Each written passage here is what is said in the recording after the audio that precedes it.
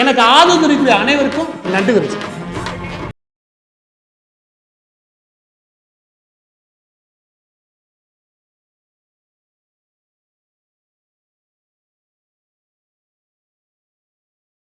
நேற்று நீங்க பாத்தீங்கன்னா ஏகப்பட்ட பேர் இந்த செய்திகளை நெகட்டிவா மாத்திருப்பாங்க. எப்படின்னா மாதவஸ் மீது ரைடு பண்ணிட்டாங்க, மாதவஸை கைது பண்ணிட்டாங்க, மாதவஸ் அதை கைப்பற்றிட்டாங்க, இதை கைப்பற்றிட்டாங்க அப்படின்னு வெறுமனே அதை எப்படி நெகட்டிவா எதிர்மறை சிந்தனையோட கொண்டு போலான்னு முயற்சி பண்ண செய்தியாளர் தான் பெரும்பாலான பேர்.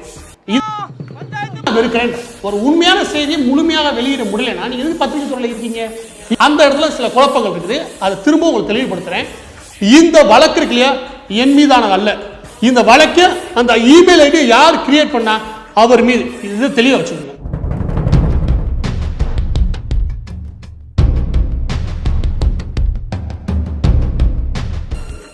இந்த இமெயில் மீது நானும் அவங்களுக்கு முன்னாடியே புகார் கொடுத்திருக்கேன் 14/7.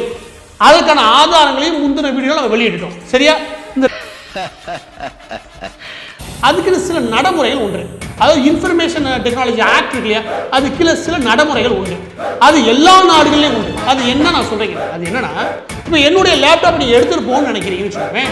அந்த லேப்டாப்பை நீங்க ஹேஷ் வேல்யூ கிரியேட் பண்ணணும். அதாவது என் லேப்டாப் நான் கையில கொடுக்குறேன், அந்த லேப்டாப்ல மேற்கொண்டு எந்த ஒரு இன்ஃபர்மேஷன் நீங்க வச்சிடக்கூடாது. சரியா? அது ஒரு குடிமகனா நான் எதிர்பார்ப்பேன். அங்க அவன் கைக்கு போனோடனே எந்த ஒரு விஷயமும் டெலிட்டும் ஆகிடக்கூடாது. ரெண்டுமே இருக்குது. எக்ஸ்ட்ரா யாரும் உள்ள வச்சிடக்கூடாது, இருக்கிற விஷயத்தை டெலிட் பண்ணிடக்கூடாது. அப்படியே இருக்கும். அப்போ நீங்க என்ன பண்ணணும்னா, பொதுவாகவே இதுல இந்த மாதிரி கம்ப்யூட்டிங் டிவைசஸ் இருக்கு இல்லையா, நல்லா புரிஞ்சுக்கணும். மொபைல் ஃபோன் ஆகட்டும், இல்லாட்டி டேப்லெட் ஆகட்டும், இல்லாட்டி லேப்டாப் ஆகட்டும், இந்த மாதிரி கம்ப்யூட்டிங் டிவைசஸ் இருக்கு இல்லையா, இந்த டிவைசஸ் மட்டும் தெளிவாக வழிகாட்டுறாங்க. அது என்னன்னா, அந்த டிவைசஸ் அப்படியே நீங்க ஹேஷ் வேல்யூ கிரியேட் பண்ணி அதோடைய காப்பியை ரெடி பண்ணிடணும். அதோடைய ஹார்ட் டிஸ்க் முழு காப்பி நீங்க ரெடி பண்ணிட்டு அதை வச்சு தான் நீங்க இன்வெஸ்டிகேஷன் ஆரம்பிக்கணும். என்னுடைய லேப்டாப்ல கிடையாது. என் லேப்டாப் அப்படியே காப்பி எடுத்து அதை வச்சு நீங்க இன்வெஸ்டிகேஷன் ஆரம்பிக்கணும். இதுதான் தெளிவான ப்ரொசீஜர். இதுல கூடுதலாக என் லேப்டாப் சப்போஸ் தேவைப்படுதுன்னா அப்பையும் கோர்ட் ப்ரொசீஜர் படி என்கிட்ட பெர்மிஷன் வாங்கி உள்ள போகணும். அது உள்ள போக நான் சொல்ல வரல. ஆனா இதுதான் நடைமுறை. சரியா? ஆனா வெறுமனே நான் வந்து லேப்டாப் தூக்கிட்டு போறேன்னு சொல்றாங்க பாருங்க, அது நடக்கிற காரியம் கிடையாது. அது தவறான அணுகுமுறை. சரியா இல்லையா? ஒரு அணுகுமுறை இருக்குது, ஒரு வழிகாட்டல் இருக்குது. இன்னைக்கும் வாங்கிட்டு போனதுல அவங்க நாங்க தெளிவா எழுதி வாங்கிட்டு கொடுத்துருக்கோம். அவங்க ஹேஷ் வேல்யூ கிரியேட் பண்ணாம என் லேப்டாப் வாங்கிருக்காங்க. அதன் மீது கூடுதலாக ஏதாவது ஒரு தவறு நடந்ததுன்னா அதுக்கும் காவல்துறை தான் பொறுப்பேற்று நான் சொல்லியிருக்கோம். அவன் மேதை இல்லைன்னு நான் நினைச்சதோட ரொம்ப பெரிய மனுஷன் சார் அவர். மேதையா இருக்கிறதோட அது ரொம்ப முக்கியம். So what are you? Nothing. 100 கோடியில் ஒருத்தன். சரியா அணுகக்கூடிய எந்த ஒரு குடிமகனும் அதை பத்தி தெளிவான விவரங்கள் தெரிஞ்ச எந்த ஒரு குடிமகனும் நான் சொல்றேன் செய்வாங்க. முதல் லேப்டாப் எடுக்கிறதே தப்பு. ஏன்னா அது வெப் டெக்னாலஜி. நீங்க வெப் சர்வரையும் வெப்போட இமெயிலோட ஹெட்டரையும் அது சம்பந்தப்பட்ட விஷயங்களை யூஸ் பண்ணணும். ஏன் அப்படி சொல்றேன்? இந்த வெப் டெக்னாலஜின்றது நான் யூஸ் பண்றது HTTP புரோட்டோகால், அதாவது ஹைப்பர் டெக்ஸ்ட் ட்ரான்ஸ்ஃபர் புரோட்டோகால் இருக்கு இல்லையா, அதுக்குள்ள வந்து அதை யூஸ் பண்ணி பண்ணிக்கிறீங்க. அதாவது என்னுடைய லேப்டாப் விட்டு வெளி உலகத்துக்கு போறேன். என்னுடைய லேப்டாப்ல அந்த வேலை நடக்கல, வெளி உலகத்துக்கான அந்த வேலை நடக்குது. நான் அனுப்புறதாகட்டும், ரிசீவ் பண்றதாகட்டும், அது எல்லாமே இன்டர்நெட்ல நடக்குது. அப்ப வெப் டெக்னாலஜி சம்பந்தப்பட்ட விஷயம். அதுல என் லேப்டாப்பை கேட்க வேண்டிய அவசியமே கிடையாது. முதலாவது, ஏன்னா 4-5 இடத்துல கூட நான் என்னுடைய இமெயிலை வந்து அக்சஸ் பண்ண முடியும். ஒரு டெல்லியில் இருக்கிறது, ஒரு யூகேல இருக்கிறவங்க, இல்லாட்டி ஒரு பூனேல இருக்கிறவங்களுக்கு என்னுடைய யூசர் நேம் பாஸ்வேர்டு கொடுத்து அவங்களையும் பார்த்துக்க சொல்ல முடியும். அப்ப எல்லா டிவைஸும் நீங்க கையகப்படுத்துவீங்க. ரெண்டாவது, அந்த இமெயில் அனுப்பும் போதே அந்த மேக்கும் போயிருது. அதனால அதில் எதுவும் ஒழிக்கிறதுக்கு மறைக்கிறதுக்கு எதுவுமே கிடையாது. அதனால கூடுதலாக நீங்கள் லேப்டாப் வேணும்னு கேட்கறதுல பெரிய அளவில் காரணம் கிடையாது. ஆனால் எனக்கு லேப்டாப் வேணுமே நின்றதுனால சரி வச்சுக்கோங்க நான் சொல்கிறோம். தூக்குற ஒரு பிரச்சனை கிடையாது. ஆனால் ஹேஷ் வேல்யூ நான் கிரியேட் பண்ண மாட்டோன்றது தான் பெரிய பிரச்சனையே. சரியா? ஏன்னா அந்த லேப்டாப் தவறாக பயன்படுத்தக்கூடாது, தவறான நபர்கள் கைக்கு போயிடக்கூடாது. அது ஒரு குடிமகனை நான் கேள்வி கேட்கலாம். அதனால தான் சொல்கிறேன், நீங்கள் முழு செய்தியை வெளியிடும் போது ஒழுங்கா செய்தியை வெளியிடும் நான் சொல்கிறேன். போங்க போகருங்க. சொல்றேன், ஃபுல் அண்ட் ஃபுல் முழுமையாக நாங்கள் கிளீனா இருக்கோம். எல்லா விஷயம் வெளிப்படைத்தன்மையோட இருப்போம். முழு ஒத்துழைப்பு தான் இருக்கும். ஆக இந்த விவகாரத்தை பொறுத்த வரைக்கும் நீங்க திரும்ப எதிர்த்தரப்பினர் தவறான திசையை நோக்கி தான் போய்கிட்டு இருக்கீங்க. இதனால பெரிய சிக்கலை மாட்ட போறது எதிர்த்தரப்பினர் தான். தேவையில்லாம நீங்க பதட்டப்பட்டு சரியான திசையை நோக்கி நகராம ஒரு தேவையில்லாத குழப்பத்தை உருவாக்கி நீங்களே பெரிய சிக்கலை மாட்ட போறீங்க. கம்ப்ளைண்ட் பொறுத்த என்ன சொல்றீங்கன்னா, நான் இமெயில் ஐடியை தவறா கிரியேட் பண்ணி நான் அனுப்பி சொல்லியிருக்கீங்க. அந்த கம்ப்ளைண்டே தவறு. இப்ப அந்த இமெயில் ஐடி கிரியேட் பண்ணது யாரும் கண்டுபிடிச்சாலும் வச்சுக்கோங்க, நான் காரணம் இல்லைன்னு ஆயிப்போச்சுன்னு வச்சுக்கோங்க. அப்ப என்ன ஆகுனா நீங்க கொடுத்த கம்ப்ளைண்ட் என்ன ஆகுது, என்னுடைய லேப்டாப்பை சீஸ் பண்ணி எடுத்து போயிருக்காங்களே அதன் மீது நான் கம்ப்ளைண்ட் ஃபைல் பண்ண வேண்டியிருக்கும். ஏன்னா இப்ப என்னுடைய பேரை நீங்க கெடுத்துறீங்க.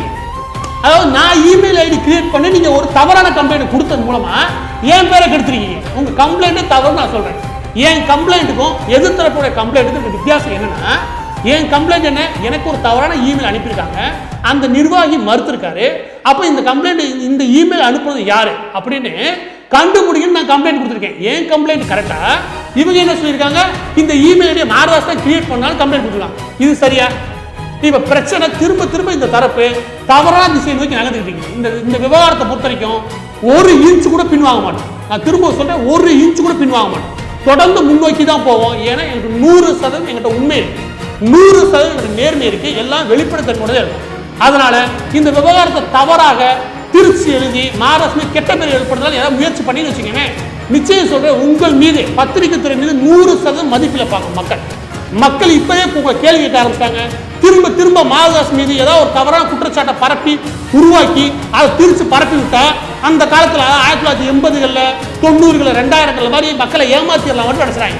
மக்கள் முழு விழிப்புணர்வு இருக்காங்க. நீங்க எழுதுனதுமே நாங்க என்ன பேசணும்னு கேட்டுக்கிட்டு இருக்காங்க. அதனால நீங்க மட்டும் மீடியா கிடையாது, நீங்க சோசியல் மீடியா பெரிய மீடியா. இறுதியாக இந்த விவகாரத்தில் என்னுடன் முழுமையாக எனக்கு ஆதரவு தெரிவித்த அனைத்து வக்கீல்கள், பொதுமக்கள், என்னுடைய வாசகர் வட்டம், என்னுடைய நலம் விரும்பிகள் அனைவருக்கும் நான் என்ன சொல்லுவேன்னா மிக்க நன்றி. ஏன்னா நீங்க தொடர்ந்து ஒரு ஆதரவு கொடுக்கறது மூலமாக தான் எங்களால் வலுவா நிற்க முடியும். என்னால் இந்த அளவுக்கு ஒரு பெரும் இயக்கத்தை எதிர்த்து ஒரு பெரிய போராட்டத்தை நடத்த முடியுதுன்னா அது காரணம் உங்களுடைய ஆதரவு தான். அதனால உங்களுடைய ஆதரவுக்கு நான் என்னைக்குமே நன்றி கடன்பட்டிருக்கேன். அந்த இடத்துல கூடுதலாக சொல்லிடுறேன், நீங்க என் மீது வைத்த நம்பிக்கை இருக்கு இல்லையா, அதை ஒருபோதும் வீணடிக்கணும். அந்த நம்பிக்கைக்கு புறம்பாக ஒரு தவறான விஷயத்தை மக்கள்கிட்ட கொண்டு போய் சேர்த்து என்னுடைய பர்சனலா நான் பிரபலம் ஆகணும்னு சொல்லிட்டு உங்களை தவறா வழி நடத்த மாட்டேன், தவறான தகவல்கள் கொடுக்கவும் மாட்டேன். எதிர்த்தரப்பினர் சிலருக்கு சொல்றீங்க, நீங்க யாருன்னு எனக்கு தெரியும், நீங்க எப்படிப்பட்டவங்கன்னு எனக்கு தெரியும், உங்களுடைய பண பலம் என்னன்னு தெரியும், உங்களுடைய ஆள் பலம் என்னன்னு தெரியும், உங்களுடைய ரவுடிகளுடைய பலம் என்னன்னு தெரியும், எல்லாம் தெரிஞ்சுதான் களத்தில் நிற்கிறோம். எந்த இடத்துல பின்வாங்குற எண்ணமே கிடையாது. உங்களால முடிஞ்சது நீ தாராளமா பார்க்கலாம். அவர் தன் பேரை சொன்னார். பேர்ல என்ன இருக்கு? அவர் காமன் மேனாவே இருக்கட்டும், பாவப்பட்ட ஒரு மனுஷன். அவனுக்கு இருந்த தைரியம், வீரம், கோபம், அந்த ஆத்மா இருப்பாரு, புனிதமான ஆத்மா, அதுக்காக பாடி, அதுக்காக மாரதாஸ் உயிரே போல பராமரசு, உயிரே போல பராமரசு, உயிரே போல பராமரசு, அரசு தூக்குறது, அவன் அரசு தூக்குற வரைக்கும் ஓயக்கூடாது. moral anchor. hats off to him. நடந்ததெல்லாம் சரியா தப்பா தெரியாது. ஒன்று நிச்சயம், எது நடக்கணுமோ அது நடந்தது.